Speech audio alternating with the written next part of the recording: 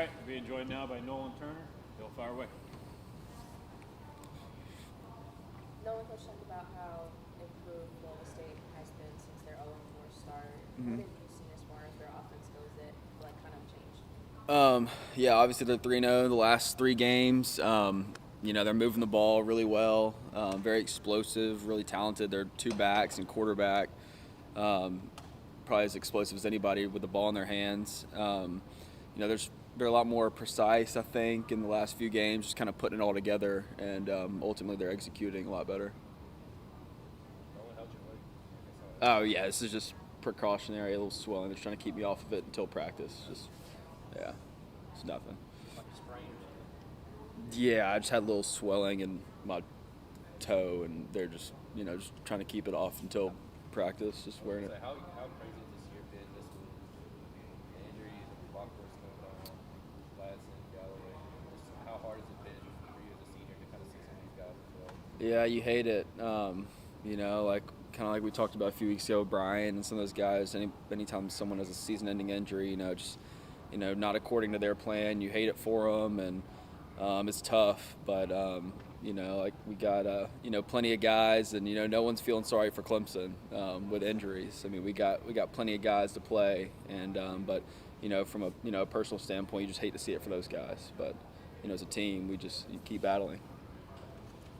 How do you describe kind of what Matt's voice is by Horse in terms of how much of a leader he is, and is there a void that's created by him not being on the field? Obviously, there's going to be a void, when a great player goes down. But he's such a hard worker. Has put so much. He's just so involved in this program. Has put so much into it over his 5 years, and you just hate to see it come to an end like this. From just a friend, see a friend go down like that is tough. And but he's got such a bright future ahead of him in whatever he does. Such a smart kid, and he's going to do great things, after football. And I hate it for him. And but Buck's, he's going to be all right. I guess it's the other side of the ball, but I mean, do you feel good about the leadership and kind of leaders they have on that side of the ball to be able to step up in his place? Yeah, yes. We've had guys come in and play well. Mason Trotter stepped in last week and this week and played 2 great games at center. And, I think Rayburn's back playing, and, we got guys to do it. So, just got to execute. What did you as a defense learn from the Pitt game? Chris Sweeney said it might have been his worst game of the season so far. Did you see it that way too? Yeah, we were really poor on third down. Had a few critical penalties, but the biggest thing was just executing on third down. Obviously, the fourth quarter was really frustrating, disappointing. Just not as precise as we need to be. In situations like that, we got to get off the field, and we didn't. And just a lack of precision on our part. And we got to do better. We got to get the ball back to our offense. We got them in multiple situations and third down, and just a little bit off on some of those plays, and that's all it takes for them to convert, especially when you're playing at such a savvy, smart quarterback like Pickett was. And you can't make some of the mistakes that we did and expect to play well. That last drive, how as a defense, I imagine that's got to be hurtful to watch him just kill the last 8 minutes for you guys out there. Yeah, it's awful. I mean, it makes me sick. But like I said, you get on third down, and we screw something up, and then he converts, and then we got 3rd and 10. He scrambles, and 3rd and 1 or 2, and little quarterback lead up the middle, and we just not making the plays we need to make, and just lack of precision. It's tough. I know Barrett Carter's young, but what have you seen from him and kind of his potential in playing that Sam Pickle spot the way some of the guys before him? Yeah. Obviously, he's a young player. He's done a great job, coming in and making plays. Very active on the field. High motor guy. He's a really good athlete, and he's just got good technique and fundamentals in what he does, and he's got a really bright future ahead of him. And he's come in, he's played pretty well. He's made mistakes, but like everyone has. You know, being a young guy, he's getting a lot of great experience in playing right now. He's doing a good job for us.